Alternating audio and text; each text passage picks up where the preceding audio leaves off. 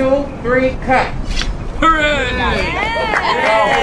This is called Centennial Yards, formerly the Gulch. And of course, this whole development was passed in 2018 by the Atlanta City Council. So this is one of the first pieces of development. There's about 15 different parcels that will eventually be developed over the next 10 to 15 years. So the first portion here is at Ted Turner Drive and Peter Street, which is in the Castleberry Hill neighborhood. And there's 162 apartments that have been rehabilitated to its natural historic beauty. So this is an old building that was probably built somewhere around 1910. There are studios and 1 and 2 bedroom apartments. So this development is actually the gateway to further development in Southwest Atlanta. Castleberry Hill has really been flourishing along with other areas in Southwest Atlanta. We're just very excited about the development that's happening in this area. It's going to anchor this end of the lower end of downtown Atlanta from Marietta Street, coming back to Castleberry Hill and going further southwest. So this is something that's very exciting, and we're looking forward to more development that will take place.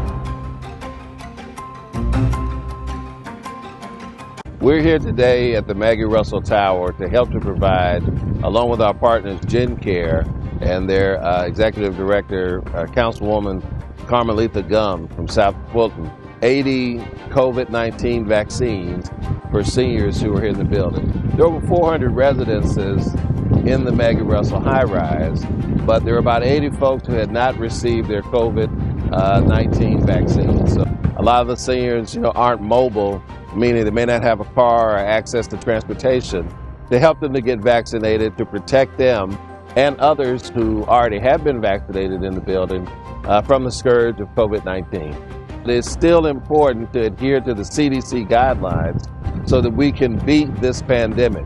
We are so close to the end of it. Millions of adult Americans have been vaccinated, but we need every American to step up, get a shot in the arm, because it protects yourself, it protects others, it protects our community. The city of Atlanta is still in phase 2. We would like to open up. We can't do so until we have the results in the broader community that our infection rate is beneath 5%, that people are still wearing masks and socially distancing, that everybody is getting vaccinated. The more we do that, the quicker we can go back to normal.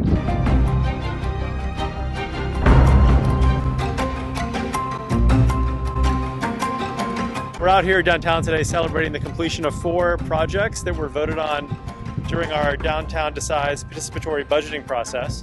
And we're riding a bike from one location to the other to do a ribbon cutting at each of the 4 transportation projects. Some of the projects we're celebrating today are new bike lanes in the Central Business District, the painting of an island in the middle of the road yellow so people can see it, and some new trash cans in the Sweet Auburn corridor. This is the direct result of citizens participating in this program. This is the first time we've done participatory budgeting in Atlanta, and it puts the power directly in people's hands on how tax dollars are spent, and we're just thrilled with the response and the success of the program so far.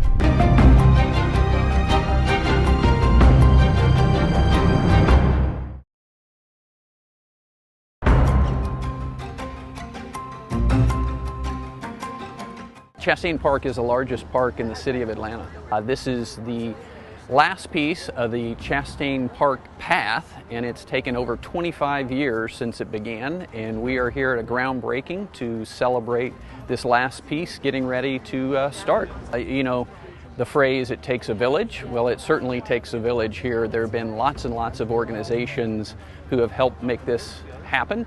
I think there are over 500,000 people and probably about 250,000 dogs that use the path each year. It's an asset that is used by many, many people, from young people walking along to people on bikes to people running and exercising and folks coming after work to enjoy a stroll in the park. And the path has really been a catalyst for revitalizing the park, and so lots of park partners here today with NYO and the horse park and the pool, and it's a wonderful time to celebrate together.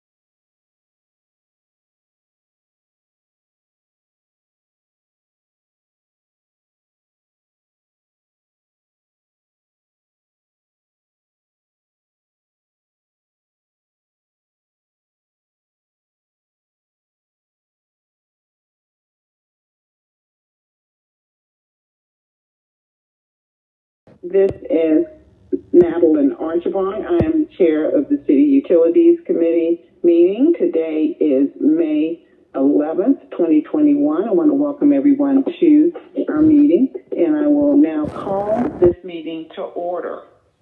The first order of business is the roll call of members. Mr. Evans, would you please conduct that roll call?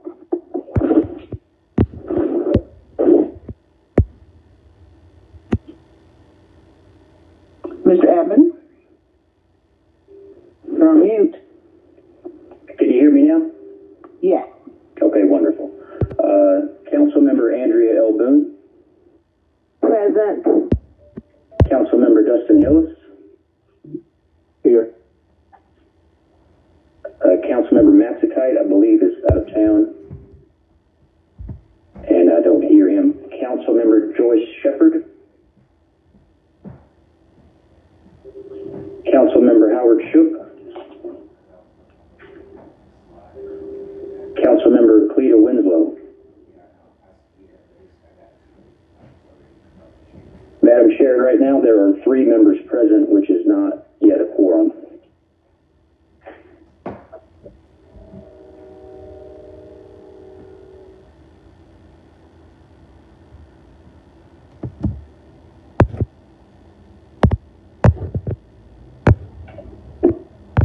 Chair Archibong.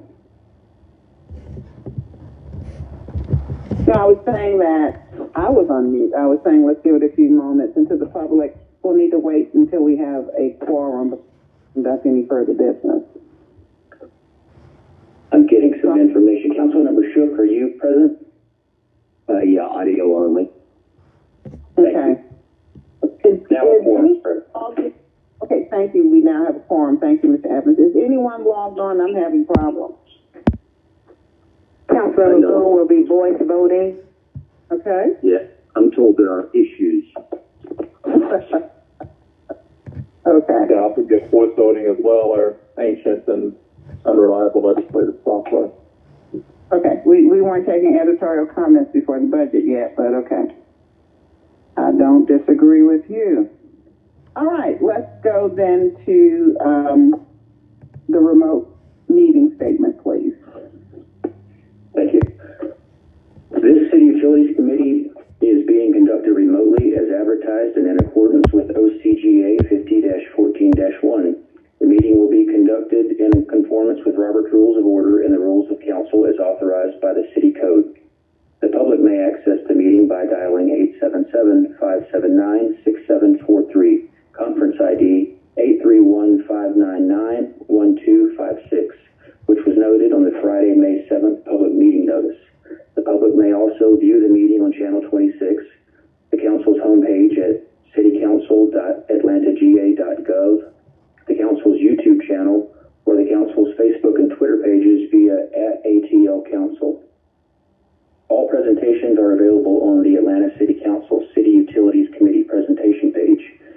The agenda was published and made available Friday, May 7th via atlantacga.iqm2.com.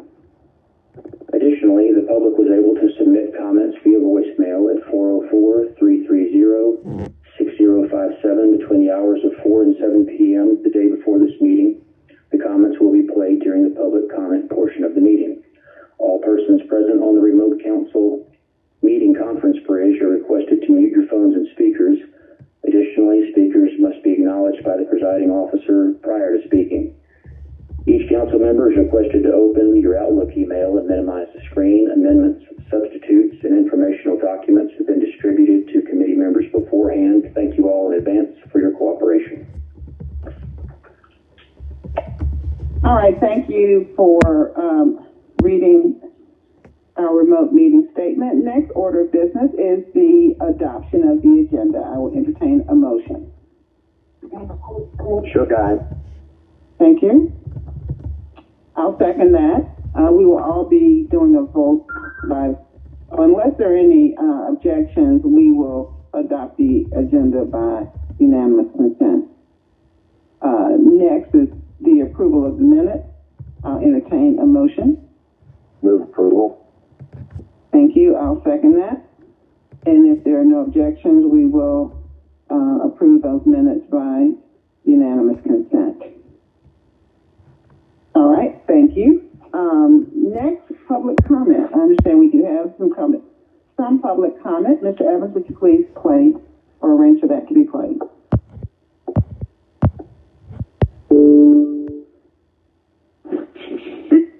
Coleman. The Mayor's Office of Television and Technology is undertaking a process to re-envision public access television in the city of Atlanta. The stakeholder meetings will be held May 25th through May 27th. Organizations, citizens of the city of Atlanta can register for these meetings at www.surveymonkey.com/r/Atlanta-stakeholders or by contacting ATL26@atlantaga.gov. Thank you. Hello, my name is Sharon Williams. I'm a condo owner in Midtown, and I'm calling again about the solid waste bill. With the 2021-22 proposed city budget coming up for review, this is the last time this year you'll be able to rectify the mistake made 2 years ago when you passed the ordinance charging condo owners and small businesses for solid waste services they do not receive. We pay dearly for private trash and recycling pickup, even sidewalk litter cleanup. Please reject this line item in the proposed budget before these ever-increasing fees are implemented for another year. The time to act is now. We will be sure to take note of your decision on this issue and share it with our friends and neighbors come November. Thank you. Madam President, I'm calling to ask that the committee investigate the problem that is going on with a senior person. I have called you all almost a year and a half to have laws to have the utility numbers to investigate a sewage problem with a private septic tank. Literally, it is coming up out of the ground. I have talked about this. I even spoke to my city council person, and she gave me some information that the laws had said there's no order that they would be able to investigate. But I'm calling to ask about the Environmental Protection Texas Agency. They had a representative from Fort Cameron come out here. Mr. Wario, Watershed Management, said that no substance of any type should go in a free-flowing stream. This is located on my property in the back, as well as 10 other people's property that is connected to this free-flowing stream that comes from the top of the road, the county line, and go across Concrete Park Way into a creek. So I ask you, members of the council, why is it that the utility committee cannot collaborate with the watershed department, with the law, to find a way to help a senior dog, American descendant of slaves, an ex-slave who has no resources, and her property is violating other member property. Next door, you can see the residue of the filth coming out of the ground onto the property, and when it's raining like an air band, it just goes all back into the free-flowing stream. If this was a dog out here, if this was somebody's cat up on a tree, or this was some senior Caucasian woman, you will do all you can to help her get her cat out of the tree. You do all you can to help her get a dog who got caught in a sewer of a sanitation department. But what about this darker hued, carbonated person that looked like the members of council, the charter member of Atlanta Council? Why did that mayor, Keisha Lane, thought of and say she don't want to be the mayor no more? And these problems have been going on during her tenure, as well as during the tenure of other darker. And when it comes to people that look like me, can't even get affordable houses, you members not being collaborative, be helping one another. May I make sure I hold here, Brother Anthony Muhammad. Greetings, council members and staff, and special greetings to your citizens and voters of Atlanta who are monitoring your government this election year. Ben Howard, Senior Advocate, Public Policy Analyst. The last two People TV board meetings were interfered with by random noise coming from the telephone of an unidentified person who had joined the meeting. Notwithstanding the noise interference the board had experienced at an earlier meeting, a decision had been made to not meet via Zoom, but to meet again by telephone. After the noise interference, I contacted Free Conference Call and was told the conference call number was not one of theirs. Following an internet search, I contacted Free Conferencing and reported the incident to them. I don't know whether they have been in touch with People TV. The city-assigned board members have been present at the meeting, and if the city has assigned a staff person to work with the board, as has been done in the past, People TV board members might have learned how to go to the conference call console and track down the person who was interrupting the meeting. The board might also have learned how to conduct a Zoom meeting, even though the presiding officer is unable to join via Zoom and has to chair the meeting using the telephone number linked to Zoom. As People TV becomes more effective, People TV board meetings can be conducted in accordance with the Georgia Open Meetings Act. Further, through projects like APAB Rundown and like NPU on TV, bright light might soon shine on the dark operations of the NPUR9. Vice Chair Antonita Robinson, Claudia Slayer, Ricardo Jacobs, Annette L. Scott, Alfred White, Allison Hathaway, Sherry Williams, Cheryl Brown, and the NPUR9 cohorts, enablers, and supporters.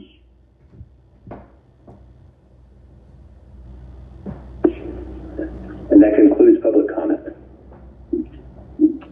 All right, thank you. All right, next we are to section G, presentation updates reports, and we will hear today from the Department of Watershed Management for their quarterly report. Commissioner Browning, are you on the line? Hey, good morning, Madam Chair. Can you hear me? I can. Good morning.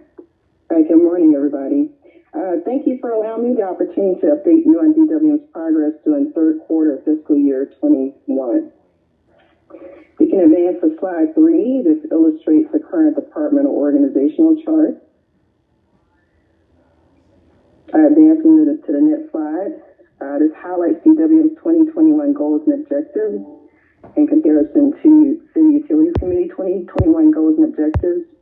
And as you can see, there are 6 DWM goals and objectives that align with 3 CUC goals and objectives. And we do have a couple pieces of legislation on today's agenda that will support these goals going forward. The next slide highlights the department's progress by the numbers relating our core services and functions for the current reporting period. The next slide 6 provides an overview of DWM's pandemic response. Again, DWM identified a mission essential functions in March of last year and developed a continuity operations plan for each office.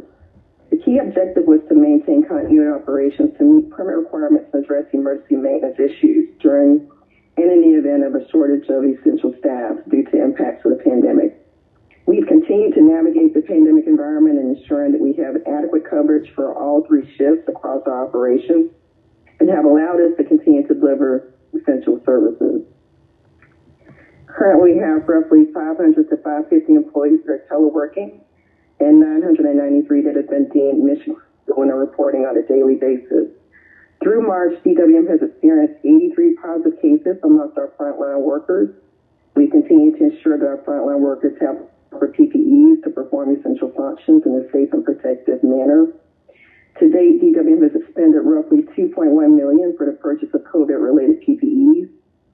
And to date, we've conducted over 131,000 non-invasive temperature screenings at 14 of our locations. We conducted a survey of employees regarding vaccinations, and as a result of that, we got results of 192 out of 339 respondents indicated that they have received the COVID vaccination. We're continuing staggered shifts at Oleo Inglewood to limit the number of employees in the workspace and foster social distancing. And we're continuing daily touchpoint cleanings and scheduled deep cleanings at all DWM facilities. Cleanings are conducted within 24 hours upon notification of a positive suspected case. Advances to slide 7, which is our administrative and financial update. Slide 8 provides an update regarding our personnel status. For the reporting period, DWM total authorized positions remained at 1,646. 1,405 are filled and 208 are vacancies. We are continuing our headcount management effort to better closely manage our hiring approvals and vacancies. We are focusing on filling mission critical positions. We are continuing efforts to recruit talent for mission critical positions via virtual career fairs and related recruitment events, external job posting bulletins. And during the reporting period, we participated in 2 virtual career fairs. And with the support of DHR's talent acquisition team, we're working to foster a partnership with Atlanta Technical College to educate students' interest in the water industry. The next slides, 9 and 10, provide a snapshot of our fiscal year 21 financials. For the reporting period, we are continuing to operate within our approved budget. Operationally, we have expended roughly 74% of our allocated personnel budget and 54% of our allocated budget non-personnel expenditures. As of March, our actual revenues are roughly 4.4% higher than projected, and expenses are within budget. The next slide provides a summary of most revenues through March. You should receive a summary of the updated revenues through March 2021. And as you can see, actual revenues are trending steady and higher than projections, which is positive. The next slide, 12, provides an update regarding our collections initiative relating accounts with outstanding balances. The moratorium for commercial accounts was lifted on March 31st. Account holders had until that time to contact us and either remit payment or enter into a payment plan. Thus far, we've instituted a three-tiered approach to collections. We're currently addressing Tier 1 accounts. Tier 2 will be addressed mid-May this month, and Tier 3 early June. We sent notifications to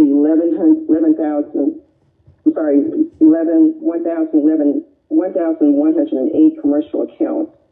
And to date, 40 payment plans were established and 213 balances have been paid. Meanwhile, the moratorium is still in effect for residential accounts and is anticipated to sunset at the end of this month, May 2021. In the meantime, we proactively initiated touch-based efforts with residential customers that have not made payments in an extended period. Thus far, we've made 6,300 proactive calls. Over 2,700 balances have been paid in full. We have 263 accounts that have entered into payment plans, and we collected $2.1 million in delinquent revenues. Advancing to our operational highlights, which are slides 14 through 17. Slide 14 provides an update on DW's 4 Atlanta metrics. The next slide provides updates on our Office of Watershed Protection. SLAs for March were 100%. Our Office of Customer Care and Billing Services SLA for March was also 100%. And our metrics for our Office of Lending Infrastructure Operations was 92.2%, and we're continuing to improve. However, we will be looking to improve in the areas of hydrant leak repairs, replacement, and valve leaks. We'll be looking to reassess those metrics and look to reallocate resources to hone in and make some improvements there. The next slide, 18, provides update on OLEO service requests. 49% of service requests were relating to sewer collections division, with 81% resolved, and 51% of service requests were relating to water distribution division, with 79% resolved.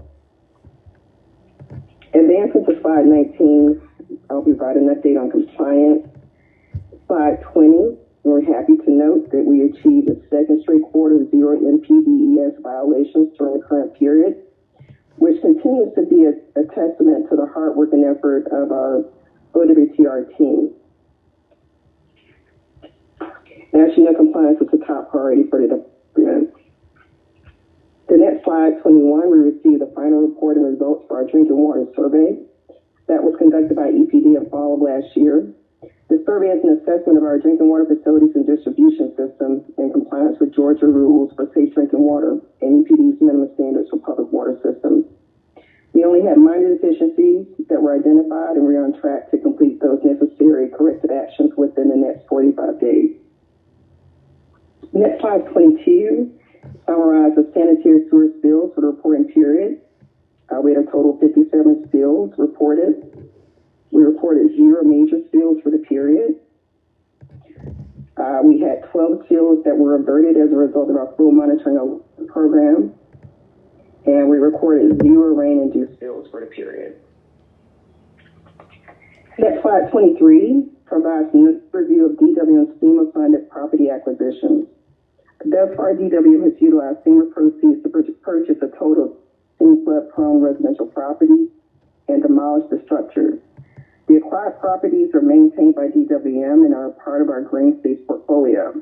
The buyouts are completely voluntary and are subject to eligibility requirements pursuant to the grant program, as well as criteria for ownership. To learn more about the program, you can find it on our website, atlantawatershed.org. /floodplain management. The next slide, 24, highlights our trash trap program. It's a program that I highlighted during the last update. It's a new initiative for DWM. I received a great deal of feedback from citizens regarding the amount of debris that washes down our local creeks and streams. And again, we want to take a proactive approach to doing our part. There are currently 6 installations. Starting in Q1, fiscal year 2022, we began installing trash traps and streams in various watersheds throughout the city with an initial budget of $200,000. The next slides, 25 and 26, highlight our continued coordination with the U.S. Army Corps of Engineers and requests for assistance, both technical and funding, to address the impacts of repeat flooding along several local creeks. Quarterly meetings are being held that include our South Atlantic commander, as key members from both the Mobile and Savannah district offices. Thus far, the coordination has resulted in funding roughly $16 million of projects at a cost of roughly $5 million to the city. The U.S. Army Corps of Engineers recently conducted site visits to review additional potential project locations within Peachtree Creek, Nancy Creek, Sugar Creek, Entrenchment Creek, Custer Avenue, and Lakewood Amphitheater sites. We have submitted formal letters of interest to request their support. The feedback received has been positive. The U.S. Army Corps understands the significance of flooding conditions that are being experienced and has expressed a willingness to help.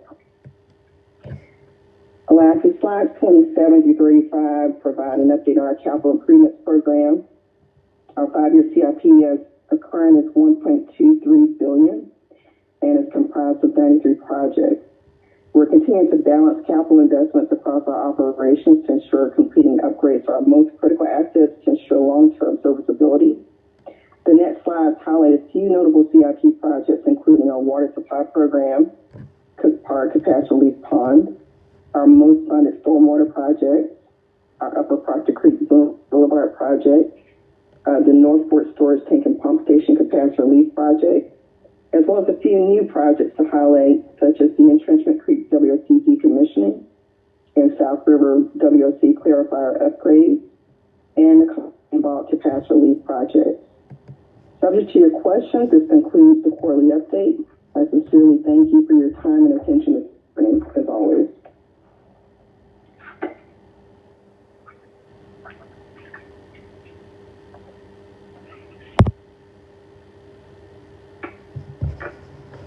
Okay, thank you, Commissioner. Since we're not on the electronic system and I cannot see hands raised, would you please just ask questions if you have them in some organized way? Does anyone have any questions? Councilmember Hills. Yes, sir. Go ahead. Thank you, Chairman Archibong. Thank you, Commissioner Browning, for the presentation. I have a few questions. One is a request just for some information and maybe more philosophical than detailed, but from some constituents I know that over the past 10 to 15 years, Watershed's been very highly focused on the stormwater and sewer side of the needed improvements, and rightfully so, given the consent decree, which you're, of course, very familiar with. But looking at our distribution side and the number of water main breaks we have, and I did see and we were talking about goals, one of the goals for this committee was to get to a replacement cycle much better than 200 years, whether, it's cutting that in half or something like that. And I know we're under this consent decree until at least 2027, and we have to continue to focus on wastewater and stormwater improvements. But how is Watershed positioning itself? Where are we currently, and what is their 5 to 10 year plan to get the distribution side closer to where it needs to be? Okay, thank you for that question, CM Hillis. To your point, we have focused quite a bit on our consent decree, and we have keep laser focused on that. We do have intermediate milestones and a final milestone that's upcoming in 2027. We are also balancing some focus on our stormwater assets as well. But we never side of water distribution. We recognize the frequency of main breaks that become more prevalent during fall and winter season. Our goal is to replace 0.5% of our water distribution system on an annual basis. As I stated early on, even on this agenda, we've got some legislation up that will initiate some of the critical replacement of small water mains. So we're going to get going with that work. Last year, we finished off updates for our master plan, water, wastewater, and stormwater. We've since worked with our program management services team to develop an integrated plan and help to really recalibrate and balance and develop an achievable and balanced listing of projects that we'll look to implement over the next 5 and 10 years. And be assured that water side of things, water, linear, and vertical are going to be top of mind for us. We want to make sure that we're focusing on addressing those critical assets that will help to sustain and ensure the system resiliency that we need. So we're going to be beginning to put a good amount of focus on water distribution as part of our 5 and 10 year look ahead. Thank you for that. And if there is like a plan specific to, I of course would be interested in my council district, but a replacement plan of projects that are coming up on the distribution side, something I would like to see. And if y'all keep do y'all keep like a quote unquote hot list about where, these streets that have had multiple water main breaks or have had pressure issues? Is that how y'all prioritize that? Yeah, we do. And actually the contract that's up for approval this morning, we're going to focus on, about last year we completed upgrades for some of the most critical water mains. And so this upcoming solicitation is going to further that effort to finish up addressing those most critical water mains, and we'll continue the process until we've achieved and addressed all of those that have been prone to repeat breaks, and again to ensure that we've got sound infrastructure to deliver the services that we're tasked to our ratepayers. All right, thank you for that. Moving on. I can plan to share with just on the next quarterly update what the plan of action is for our water distribution and replacement program. Okay, yeah, that would be great. On to, you mentioned the moratorium we're currently in. Residential accounts, it was stated in the presentation that $2.1 million had been collected. Do you know offhand what the remaining deficit is on the residential side? Several millions of dollars that are outstanding residential. I think the initial projection was, upwards of 70 million. So we recognize that we still have quite a bit of work to do with the residential account. And as I stated in my last quarterly, this collections initiative is a focus for us. It's one that we want to make sure that we plan very carefully. Again, the first order of business was to address the commercial account. So we're going to make progress there, and then continue our proactive efforts to address the residential account. And on these deficits, how much would you say roughly was pre-existing, and how much of this is induced by the COVID moratorium? We're actually performing that analysis now, so I don't have those solid numbers for you right now, but I definitely can get that for you. We're working to do that analysis now to understand which accounts appeared to go more in arrears as a result of the pandemic versus ones that were already,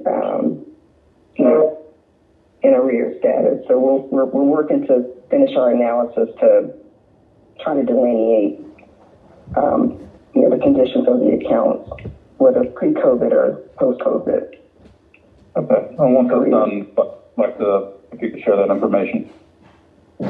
Absolutely. You did mention the hydrant repairs. I did want to point out, y'all have improved so far this year. Went up from 24 to 39 to 57, still in the red, but good work on getting the numbers better. And hopefully we can shoot to turn that number orange as well as the valve leak repairs. Hopefully the next quarterly report will see some orange in those. So just wanted to acknowledge the team's efforts and for improving those. And then finally, I would like some more information, if it could be sent my way, on the RM levee improvement project. Okay. Mm-hmm. And then also the Proctor Creek restoration implementation. Okay. I will get you updates for those two. All right. Core projects. All right. Thank you so much. Right. Thank you.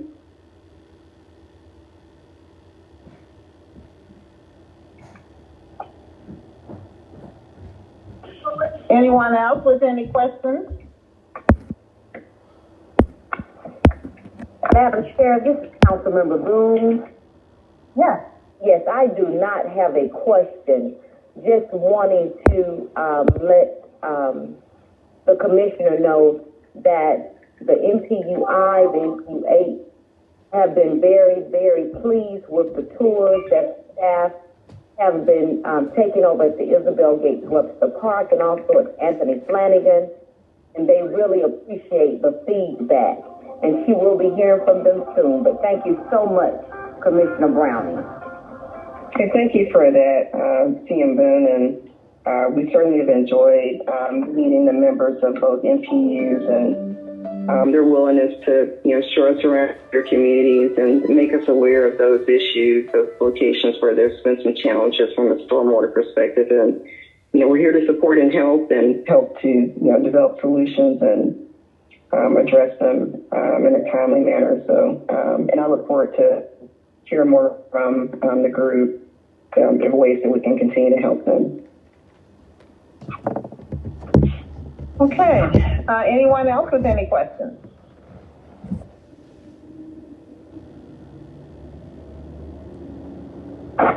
Commissioner, I had a question. First of all, or first a statement. Thank you for the organization, the org chart that you included in the beginning of the presentation. That's really, really good.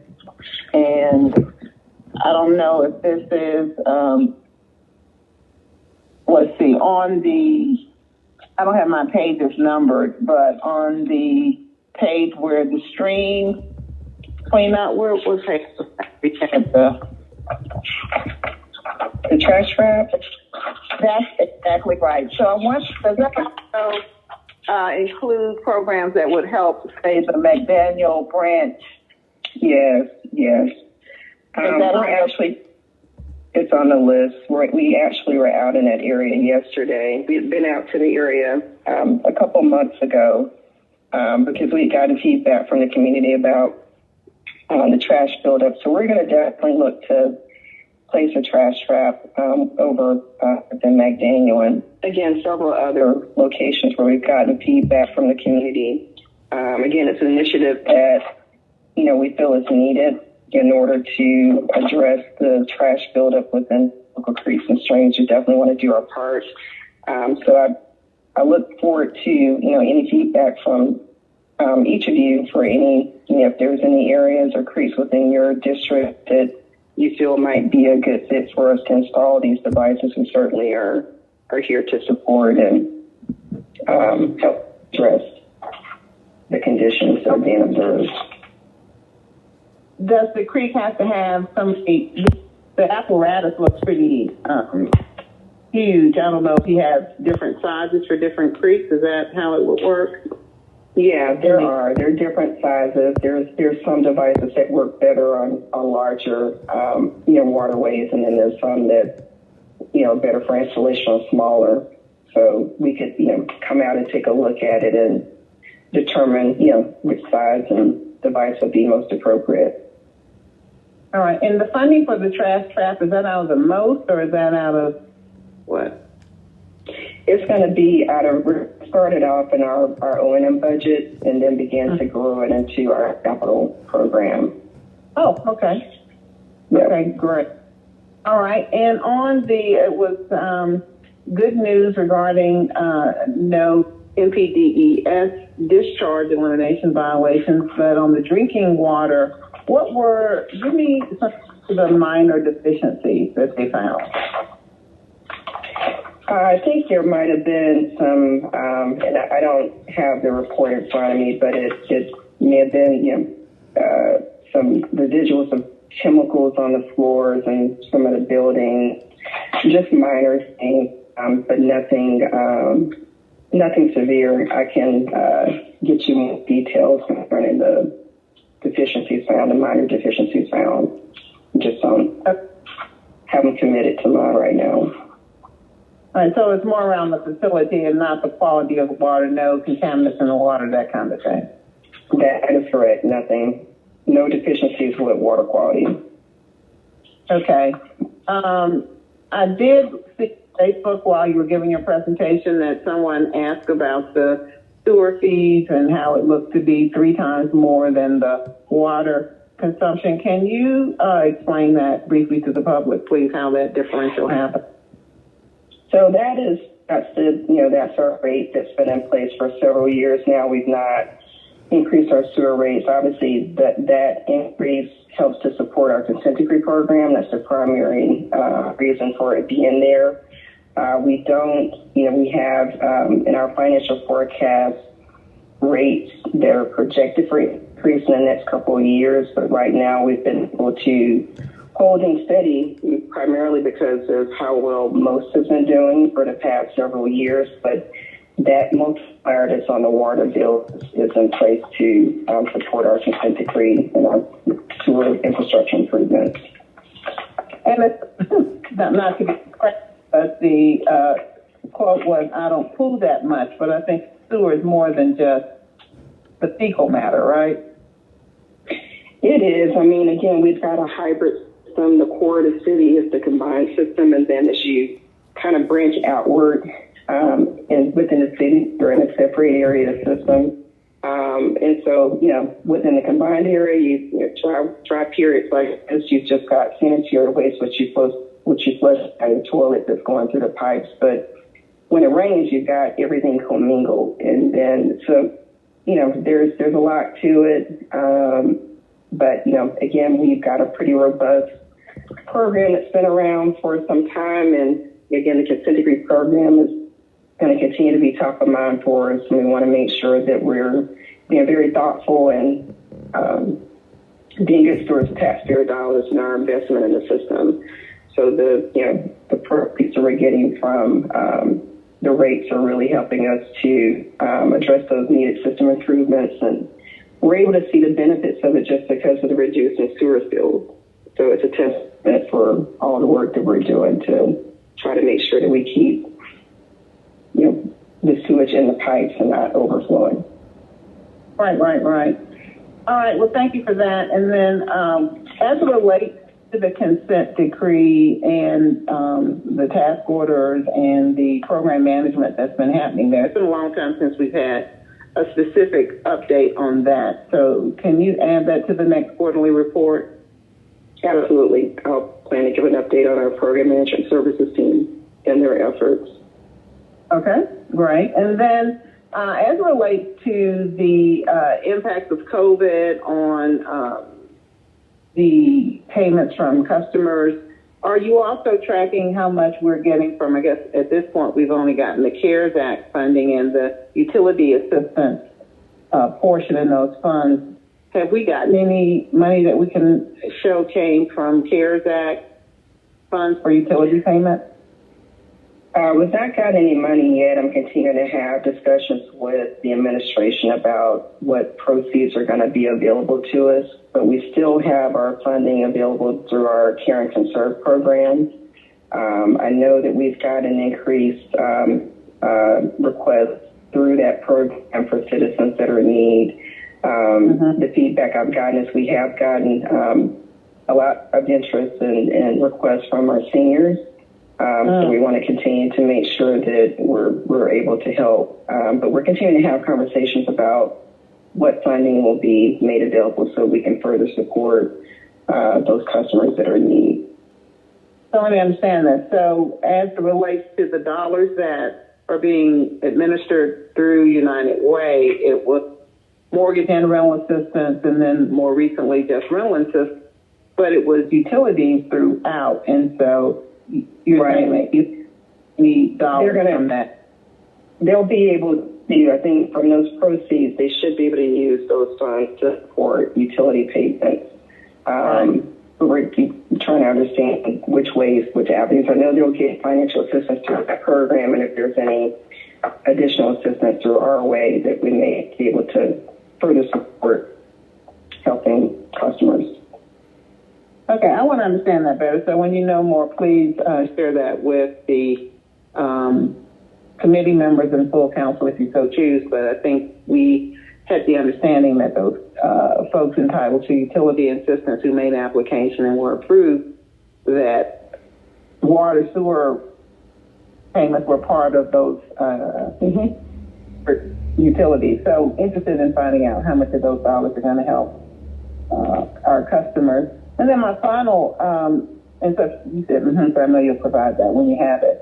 The other and the last, thank you so much. The last question that I have relates to the A&E contracts were approved at a council meeting or so back, and one of the things that was said when we had a committee of the whole during the council meeting was that there would be a more robust reporting and tracking performance of the contractors or those who are providing services. So in your next quarterly report, I would appreciate if you would give us a sense of how you're monitoring that and measuring and letting us know if you're seeing challenges with performance. Absolutely. I will add that to the to-do list to provide an update at the next quarterly. Okay. All right. Thank you very much, Commissioner. That's all that I had. Calling one more time. Anyone else with any questions for the Commissioner? All right. Thank you very much. We'll move on to the next item on the agenda. Mr. Abbott. Item number 1 is 21-00269. An ordinance by City Utilities Committee authorizing the Chief Financial Officer to amend the 2018B Water and Wastewater Commercial Paper Fund by FY 2021 budget in the amount of $12,280,172.00 to transfer funds from the 2018B Water and Wastewater Commercial Paper Reserves for appropriations and add funds to the Adamsville Pump Station Upgrade Project and for other purposes. Item number 2 is 21-00270, an ordinance by City Utilities Committee authorizing the Chief Financial Officer to amend the FY21 Water and Wastewater Renewal and Extension Fund budget in the amount of $1,726,140.46 to transfer funds from the watershed reserves for appropriations and add funds to the Utoy Creek WRC Instrumentation and Control Reliability and Restoration Project and for other purposes. Item number 3 is 21-00271, an ordinance by City Utilities Committee authorizing the Chief Financial Officer to amend the FY 2021 Intergovernmental Grant Fund budget in the amount of $587,567.00 to anticipate and appropriate grant funds from the Georgia Emergency Management and Homeland Security Agency to provide for matching funds from the Department of Watershed Management in an amount not to exceed $103,688.00, to provide an additional owner-controlled contingency in an amount not to exceed $150,000.00, and for other purposes.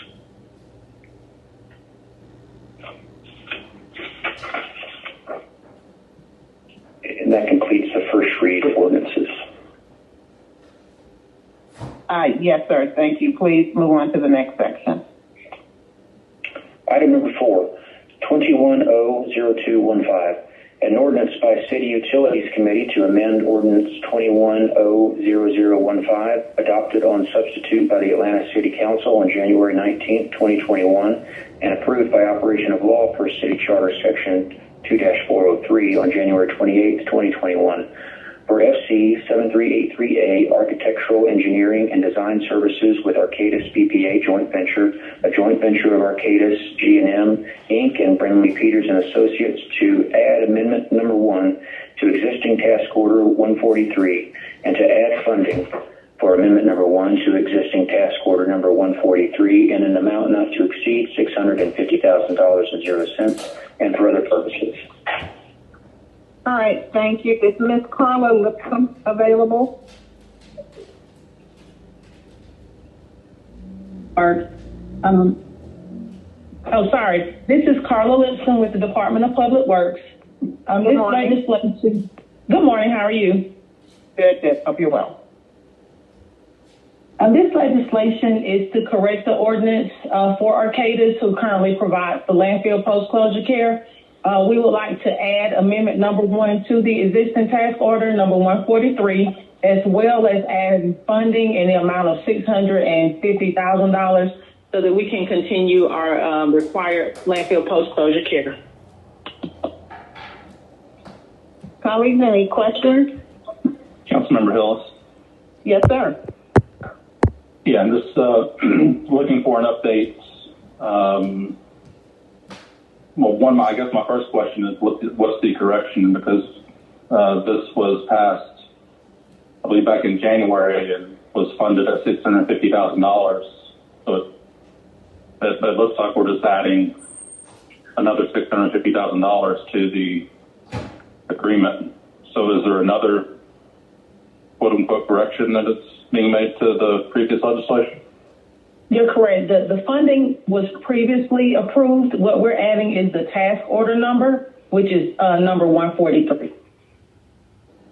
But we're also adding an additional $650,000? No, this is the existing amount. I don't think it was noted that it was task order number 1, the amendment number 1, sorry. Okay. And I believe this agreement, this extension, I guess, expires in August. Where are we in procurement with a new solicitation and contract? This contract was secured under the city's architectural and engineering contract. And at my last update, procurement was evaluating the submittals for to make sure that everybody was responsive. So I don't know if you can speak to this, or maybe someone for procurement, or what's our confidence level that this will have to be extended again and we'll have something in place by August?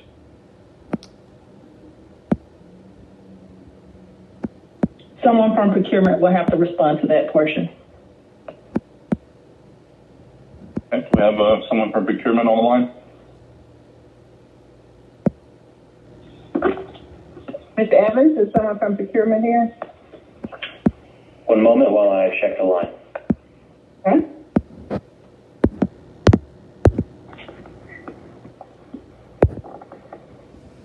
While he's doing that, Ms. Lipscomb, I agree with Mr. Hillis that the caption is confusing, and this reference to the $650,000 does appear to be additional, and I don't know why that particular language would be added in the caption. if it's not in fact adding. It should say that there's no funding change or some language to that effect. Otherwise, it looks like we are in fact. Just a moment. I'm reaching out to someone in our legislative team. Okay. Chair Archibong, I'm told that Commissioner Martin Clark is on the line and unmuted. Mr. Clark, please.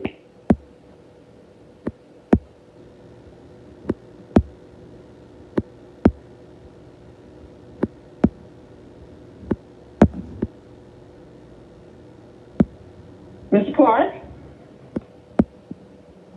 Good morning. Can you hear me? Yes, sir. Please go ahead. Greetings and good morning to you. This is Martin Clark, Chief Procurement Officer. We are in the process of confirming exactly what our estimation is on completing that. I am awaiting response from my contract manager, and we will get back to you before the, or hopefully shortly, but certainly before the end of the committee meeting.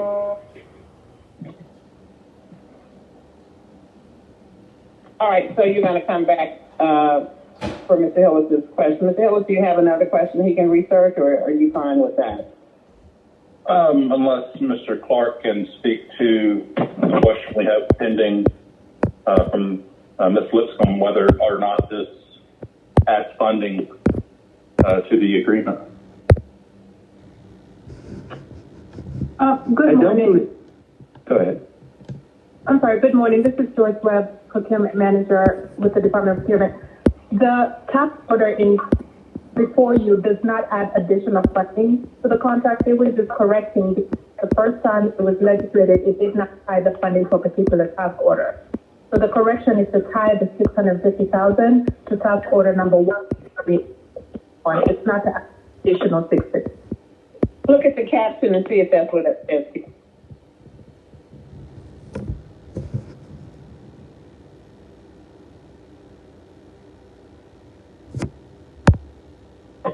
Okay, so yeah, it could have been better stated that this is correcting to add a task order number without referencing the money. So why don't you work on an amendment to that? I'm working on your Clark by the end of the come back to this item if that's fine with the committee. Is that fine? No objections? Okay, so Ms. Evans, excuse me? This is Councilmember Hillis. I said that would be great. Okay, great. So, Ms. Evans, we'll come back to item 4. Let's go, please, to the next. All right, item number 5 is 21-00216. An ordinance by City Utilities Committee authorizing the Chief Financial Officer to amend the FY 2021 Water and Wastewater Renewal and Extension Fund budget in the amount of $10,450,000.00 to transfer funds from the watershed reserves for appropriations and add funds to the Sewer Group 5 Clear Creek Sub-Basin PTC Cityscape Flood Abatement and Underground Storage Vault at Central Park project and for other purposes. All right, thank you. Commissioner Browning, please, can you tell us about this paper?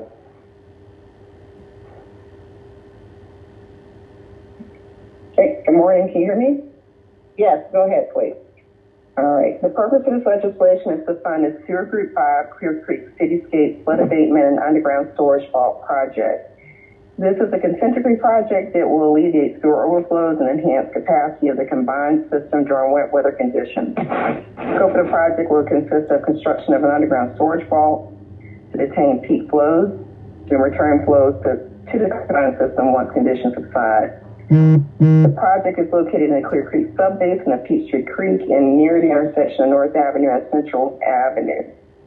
Location has been prone to historical conditions of sewer overflows and flooding, as well as past litigation over the past few years. We will be utilizing the design build delivery approach to facilitate implementation of the project.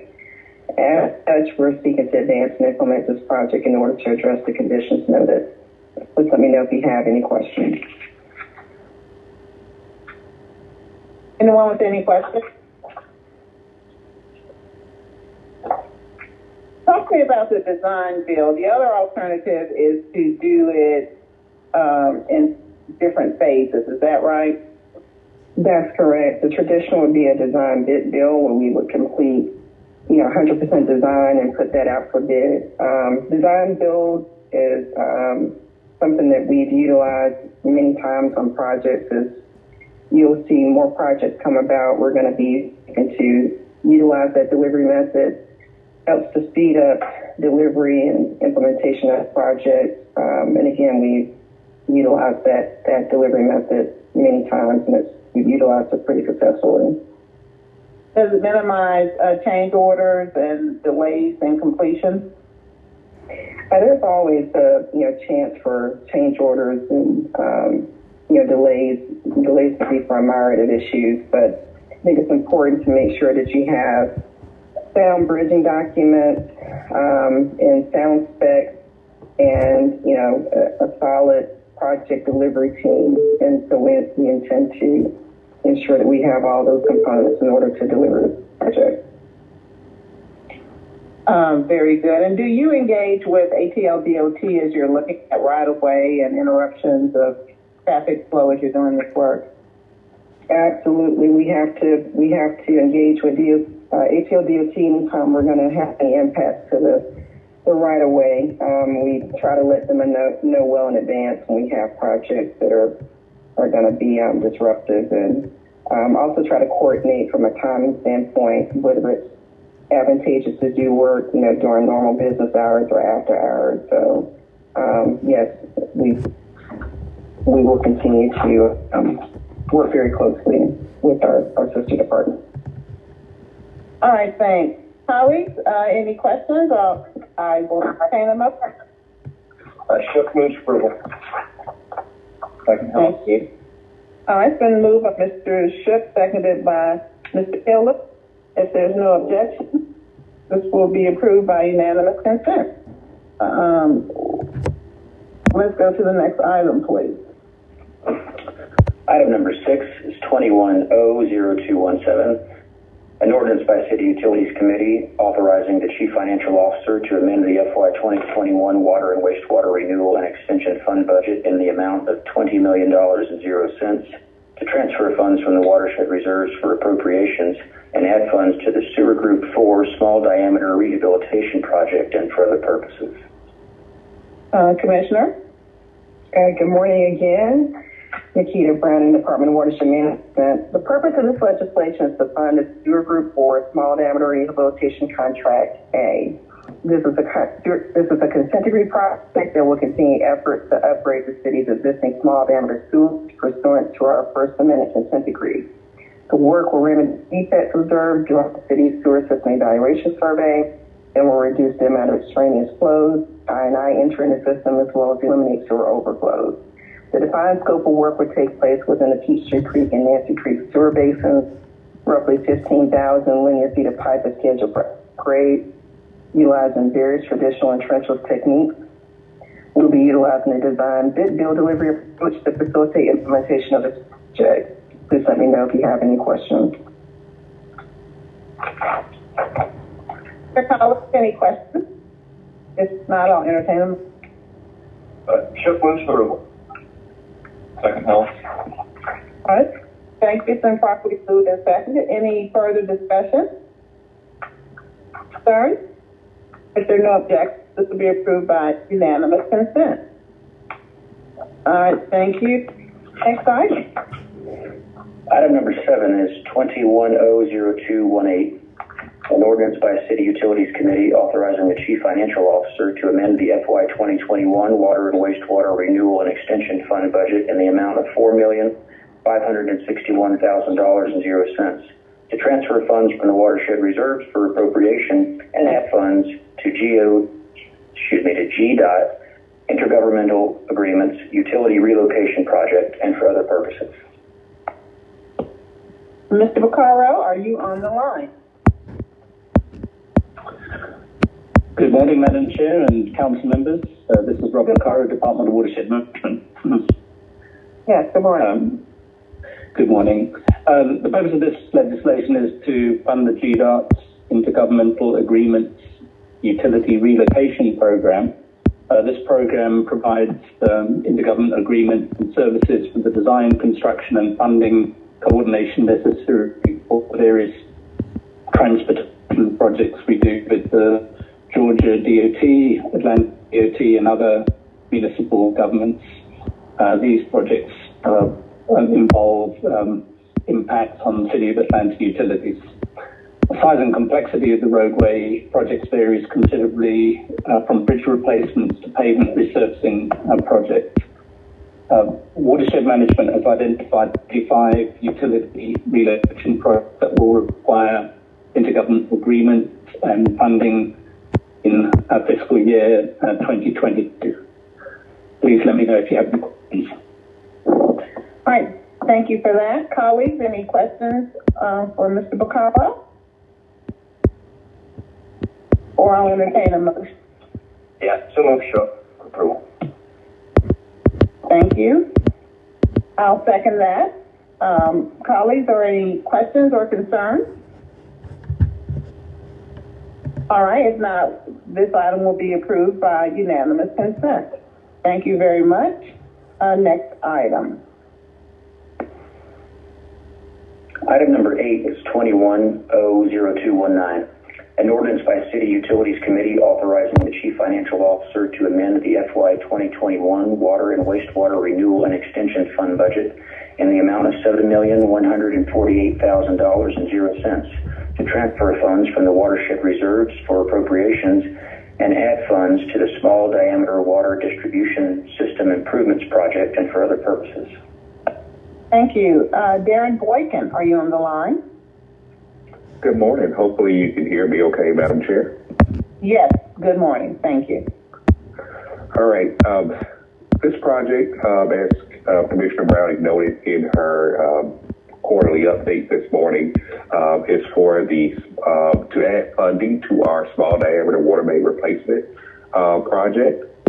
We need to add funding to allow our RFP to move forward to solicit the construction contract to perform these services.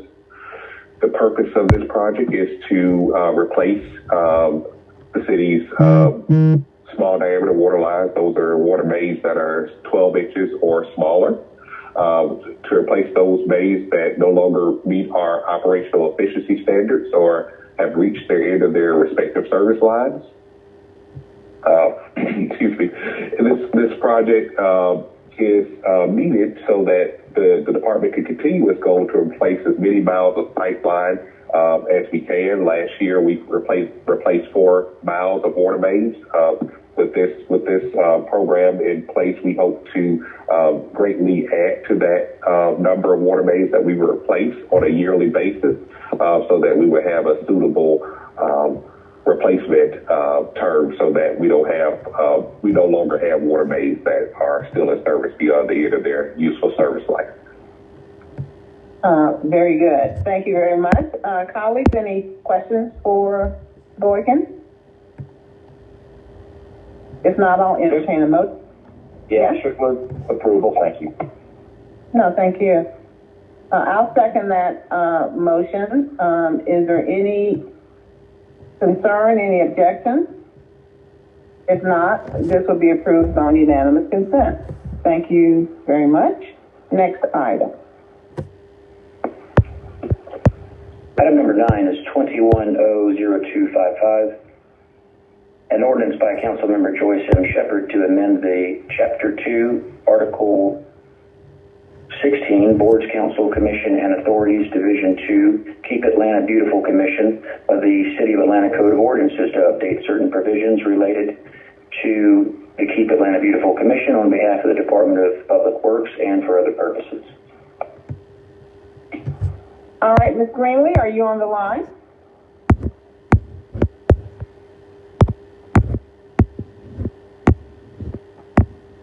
Can you see if Ms. Greenlee is on the line? Good morning.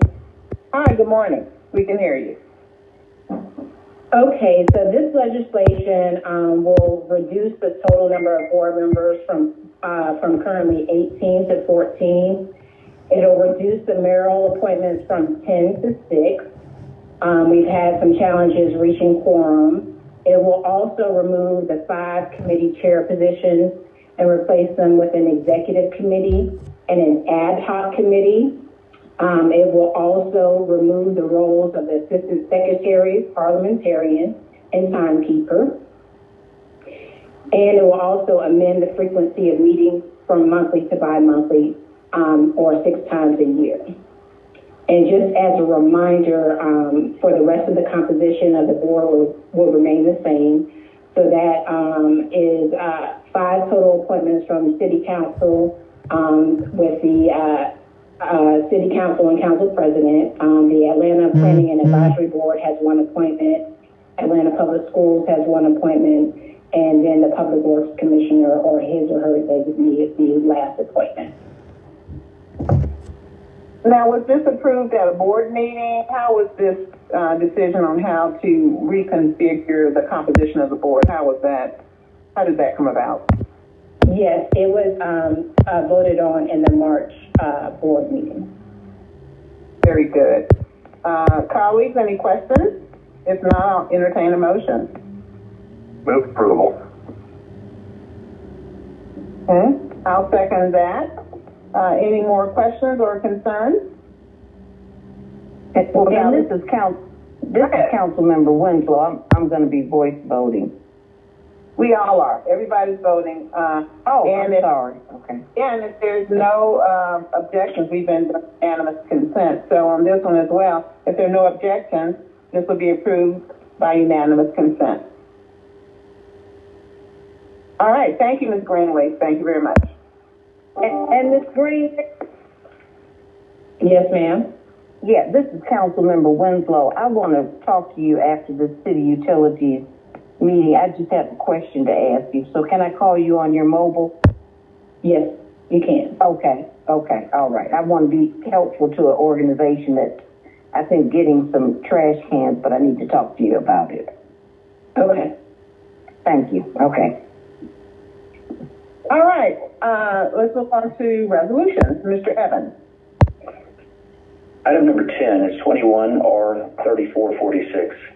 A resolution by City Utilities Committee authorizing the mayor or her designee to enter into a memorandum of understanding and contract item agreement with the State of Georgia Department of Transportation on behalf of the Department of Watershed Management for an intersection improvement project listed here at Northside Drive at North Avenue in an amount not to exceed $100,664.40. All contracted work will be charged to and paid from the Fund Department organization and account number listed and for other purposes. Mr. Boccaro, you're back. Thank you. This is Rob Boccaro, Watershed Management. This legislation is to request the mayor to enter into a memorandum of understanding and contract item agreement with the State of Georgia Department of Transportation for an intersection improvement project in an amount not to exceed $101,664.40.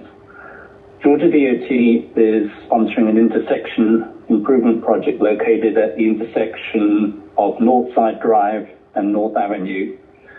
Watershed Management has various existing facilities that present a utility conflict for the project, which includes 2 fire hydrants, 3 manholes, 7 water meters, and 20 feet of 1-inch service line.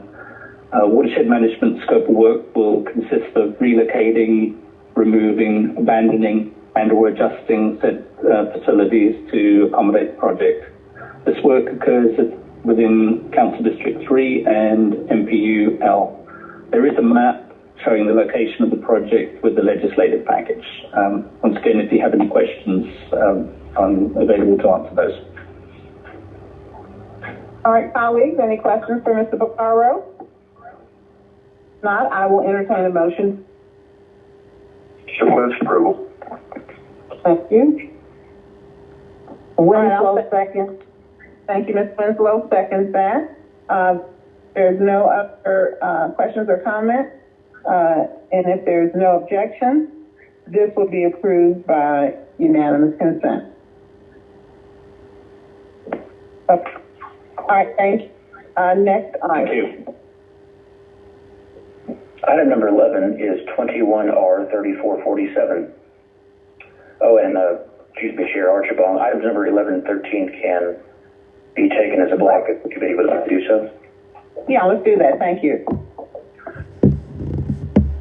21R3447, a resolution by City Utilities Committee authorizing the mayor or her designee on behalf of the City of Atlanta to execute any required agreements to modify the loan agreement and promissory note made pursuant to loan agreement number CW 2018018 between the City of Atlanta and the Georgia Environmental and Finance Authority and for other purposes. Item number 12 is 21R3448, a resolution by City Utilities Committee authorizing the mayor or her designee on behalf of the City of Atlanta to execute any required agreements to modify the loan agreement and promissory note made pursuant to loan agreement number CW 2018-019 between the City of Atlanta and the Georgia Environmental Finance Authority and for other purposes. And item number 13 is 21R3449, a resolution by City Utilities Committee authorizing the mayor or her designee on behalf of the City of Atlanta to execute any required agreements to modify the loan agreement and promissory note made pursuant to loan agreement number DW 2018-011 between the City of Atlanta and the Georgia Environmental Finance Authority and for other purposes. All right, Mr. Bala, are you on the line?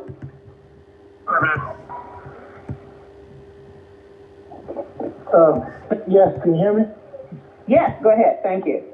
Yes, hi. This is Hyman Bali, Department of Watershed Management. So the legislation that you have in front of you just allows us to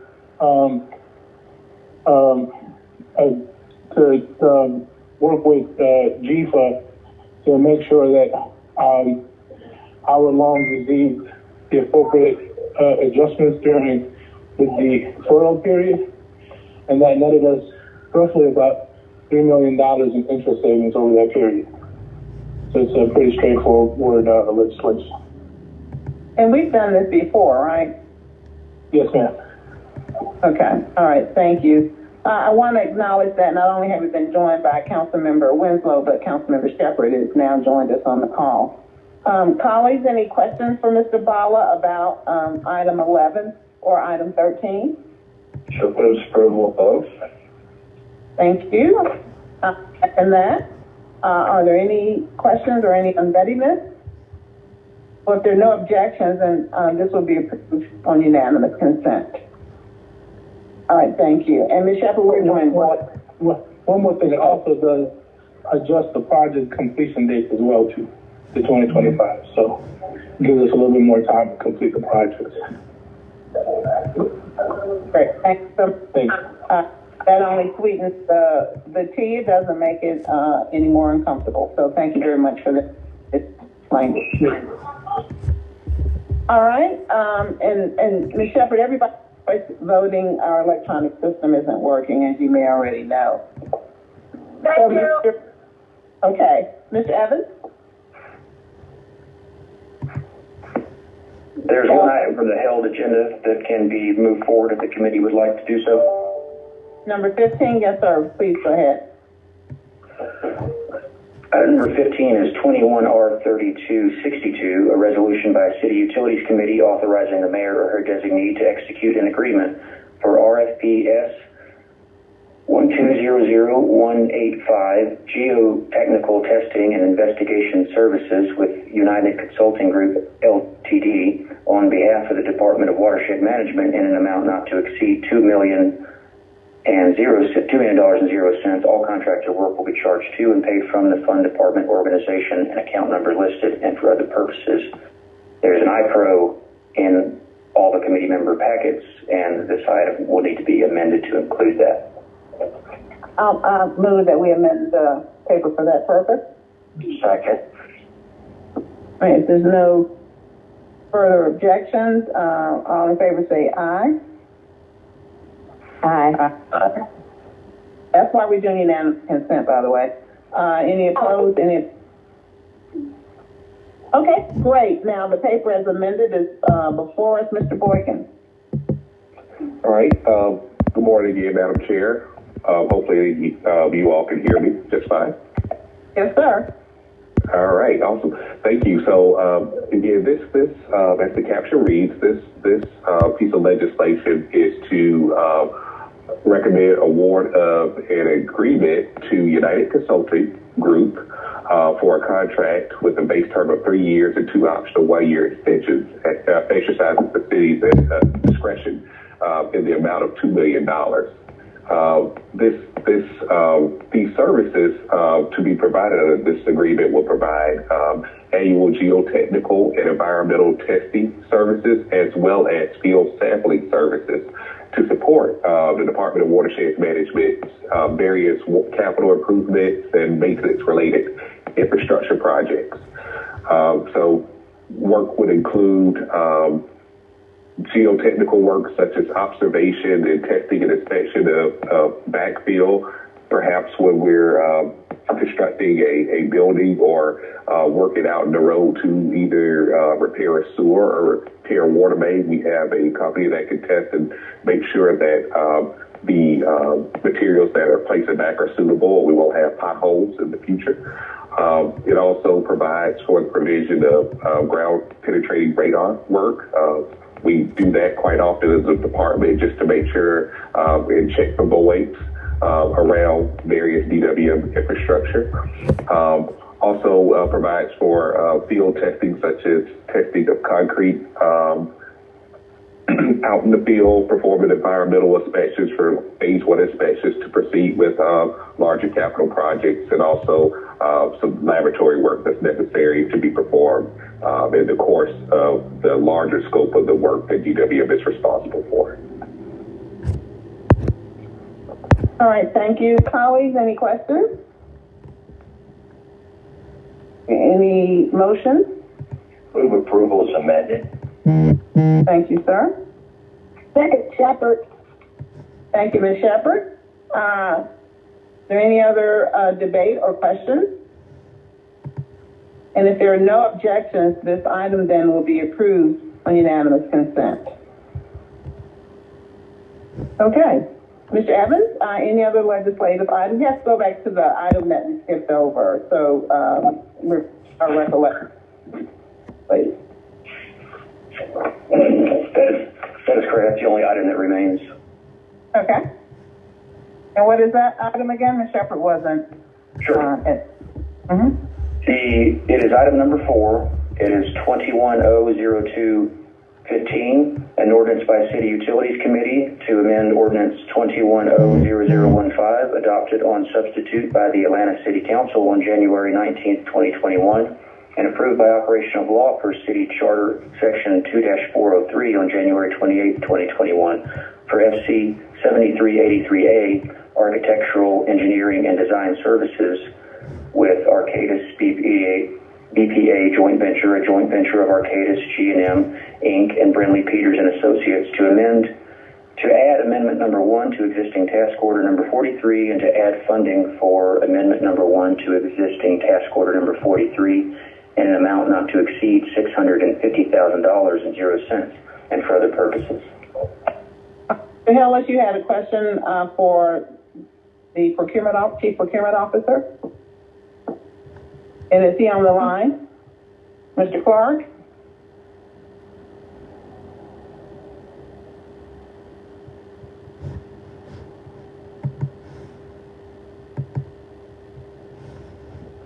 Hello? Clark? Can you hear me now? Yes, we can. Please go ahead. Thank you. Yes, thank you for your patience. We did confirm that is being reviewed for responsiveness as we speak, and we believe that we will absolutely be able to have that completed before August. So would you say what you're responding to? We have some who've been added since this was before us. I believe, and the question was whether or not the A&E that was being reviewed that was to expire by August would be completed by that date. And we did make inquiry, and I believe the one that they are referring to is actually in DOP now being reviewed for responsiveness, and we forecast that it will be completed well before August. Mr. Heller? Yes, thank you, Mr. Clark, for the response. No problem. All right, and then thank you, Mr. Clark, and now we need to hear from Ms. Lipson's team regarding the language amendment to the caption. Chair Archibong, I'm emailing a revised version of the ordinance that has been sent by Public Works to all the committee members. Should be in your email inbox in just a moment. For Ms. Winslow and Ms. Shepherd, the caption indicates that there's an additional $650,000 in funding associated with this paper, but it turns out no additional funding is going to be added pursuant to this legislative item. So they are offering an amendment to correct that. So let's look at our inbox.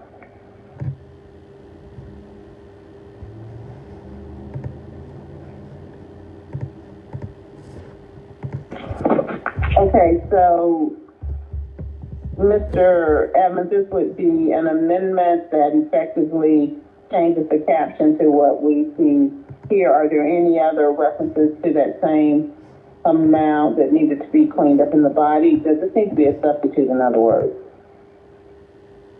It is removed from section 1 of the ordained clauses as well. The language that's being removed relates to the addition of $650,000. An amendment or a substitute will suffice as long as we clearly state what it is that the changes that we're making. This is not an amendment form, right? This is in the format of a substitute in my mind. Right, I see what you're saying. Yes, this is from the department, and it is the full text of the ordinance and in a different form, so we can call this a substitute. And the changes are the removal of the $650,000 as an additive to this paper. Okay.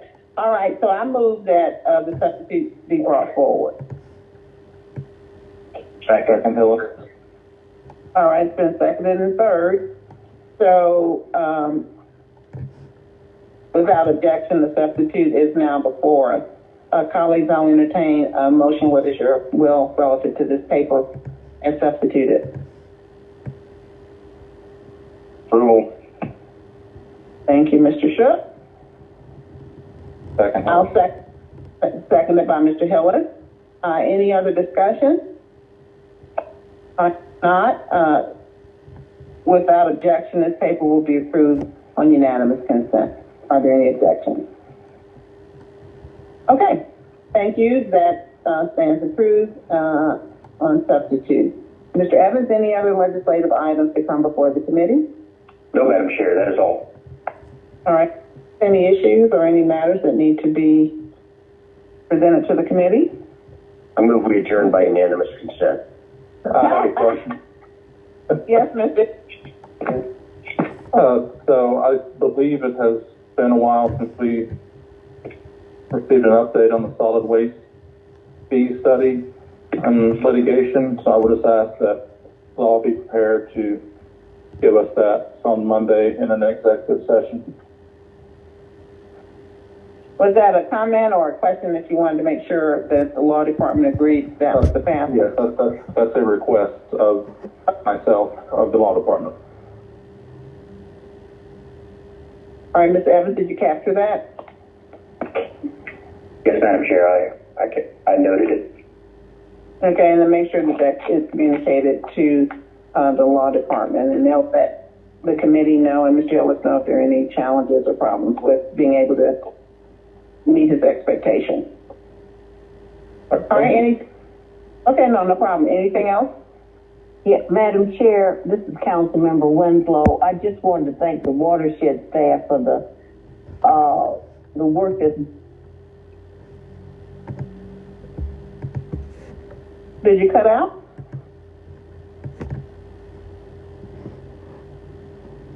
Ms. Winslow? That only happens when we're giving compliments.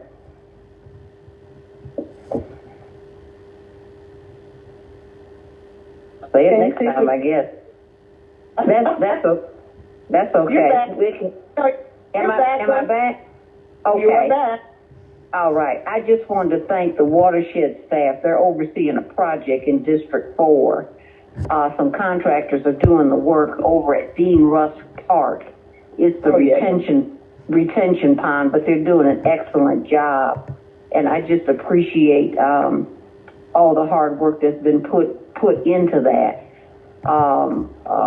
And they're still working on it. They've got another 2 or 3 months to go. But I've been checking on it, and the community is just delighted. So I just wanted to let them know that. You know, I've always thought that could be a little mini Fourth Ward Park. It has the makings for that. So good for you. Yeah. Thank you, Madam Chair. No problemo. All right. Anybody else? Anything else for the good of the body? If not, that all important motion to adjourn was made by Mr. Shook. Thank you very much, colleagues. Good meeting. Thank you, Madam Chair. No problem. We are adjourned. Thank you.